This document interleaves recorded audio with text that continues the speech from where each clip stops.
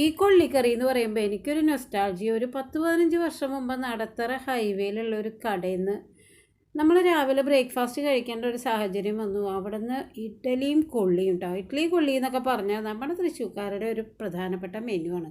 ഈ കൊള്ളിക്കറിയുടെ റെസിപ്പി വെച്ചപ്പോൾ അന്ന് ആ ചേച്ചി പറഞ്ഞു കേട്ട് ഞാൻ ഞെട്ടി. ഒന്നുമില്ല, നമ്മൾ സബോളയൊക്കെ വഴറ്റി കുറച്ച് കുത്തുമുളകൊക്കെ ഇട്ട് സാധാരണ കൊള്ളിക്കറി ഉണ്ടാക്കണ ആ ഒരു പ്രോസസ്സിൽ അവർ പ്രത്യേകമായിട്ട് ചേർക്കണത് 2 ടേബിൾ സ്പൂൺ പാലാട്ടാ. പക്ഷേ ആ ഒരു പാല് ഈ കൊള്ളിക്കറീനെ വേറൊരു ലെവലിലേക്ക് എത്തിക്കുന്നുള്ളതാണ്. നമ്മൾ മലയാളികൾ എന്ത് സൈഡ് ഡിഷ് ഉണ്ടായാലും അതിൻ്റെ കൂടെ നമ്മൾക്ക് എപ്പോഴും ഇഡ്ഡലി ദോശ. ശരിക്കും പറഞ്ഞാൽ മലയാളി 3 നേരം തിന്ന് കൂട്ടണ കാർബോഹൈഡ്രേറ്റ് ഉണ്ടല്ലോ. ഇഡ്ഡലി ആയിട്ടും ചോറായിട്ടും വൈകുന്നേരം വീണ്ടും ഇതിൻ്റെ ബാക്കിയുണ്ടെങ്കിൽ അതും. ഇങ്ങനെ നമ്മൾ ദോശ വട്ടത്തിൽ പരത്തി നമ്മുടെ ഒരു ലൈഫ് മുഴുവനും ഈ ദോശയിലേക്ക് വേണ്ട ആദ്യം നമ്മുടെ ഓരോ വീട്ടമ്മമാരുടെയും സ്ട്രെയിൻ.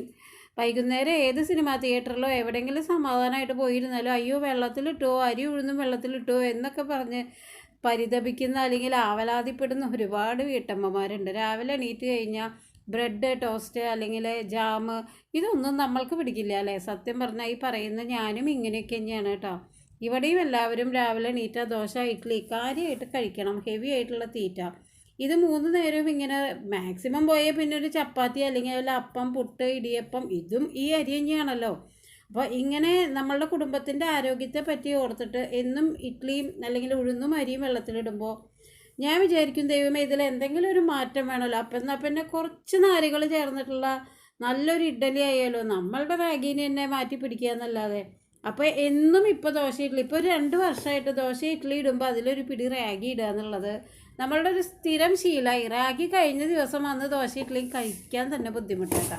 അപ്പോൾ ഇങ്ങനെ ഫൈബ്രസ് ആയിട്ടുള്ള ദോശ ഇഡ്ഡലി എന്നൊക്കെ പറഞ്ഞാലും വീണ്ടും നമ്മൾ തേങ്ങാ ചട്നി, തേങ്ങ എന്ന് പറയുമ്പോൾ അത്രയും കൊഴുത്ത സാധനമാണ്. അതിൽ നമ്മൾ വെളിച്ചെണ്ണ കൊണ്ട് ഒരു വറവിട്ട് തേങ്ങാ ചട്നി എങ്കിൽ പോലും ഇഡ്ഡലിയും ദോശയും നല്ല നാരുകൾ ചേർന്നതാണല്ലോ എന്നുള്ളൊരു സമാധാനം.